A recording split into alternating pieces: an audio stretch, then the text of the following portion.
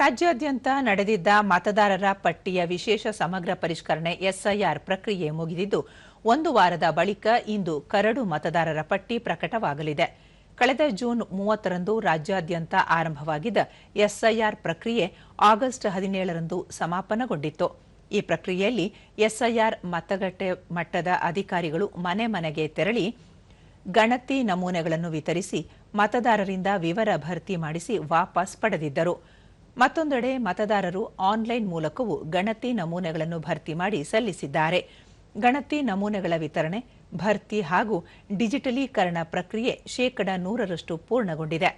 ರಾಜ್ಯದ 224 ವಿಧಾನಸಭಾ ಕ್ಷೇತ್ರಗಳಲ್ಲಿ ಸುಮಾರು 5.55 ಕೋಟಿ ಮತದಾರರಿದ್ದು, ಕೇಂದ್ರ ಚುನಾವಣಾ ಆಯೋಗದ ಮಾರ್ಗಸೂಚಿಯಂತೆ ನಡೆದಿರುವ ಎಸ್ಐಆರ್ ಪ್ರಕ್ರಿಯೆಯಲ್ಲಿ 19.54% ಮತದಾರರ ಗುರುತು ಪತ್ತೆಯಾಗಿಲ್ಲ.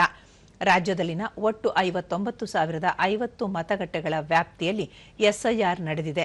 ಒಂದಕ್ಕಿಂತ ಹೆಚ್ಚು ಕಡೆ ಸೇರ್ಪಡೆಯಾಗಿರುವ 7.07 ಲಕ್ಷ ಮಂದಿ, ಮೃತಪಟ್ಟಿರುವ 16.38 ಲಕ್ಷ ಮತದಾರರು ಸೇರಿ ಗುರುತು ಪತ್ತೆಯಾಗದ ಒಟ್ಟು 85 ಲಕ್ಷ ಮಂದಿಯ ಹೆಸರುಗಳನ್ನು ಮತದಾರರ ಪಟ್ಟಿಯಿಂದ ಶಾಶ್ವತವಾಗಿ ಕೈಬಿಡಲಾಗಿದೆ.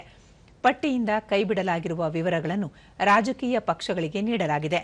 ಬಿಎಲ್ಒಗಳು ಮತ್ತು ಮತದಾರರ ನೋಂದಣಾಧಿಕಾರಿಗಳ ಬಳಿ ಪಟ್ಟಿ ಲಭ್ಯವಿದೆ. ಪಟ್ಟಿಯಲ್ಲಿ ಹೆಸರು ಬಿಟ್ಟು ಹೋಗಿದ್ದರೆ ಮತದಾರರು ಆಕ್ಷೇಪಣೆ ಸಲ್ಲಿಸಬಹುದು.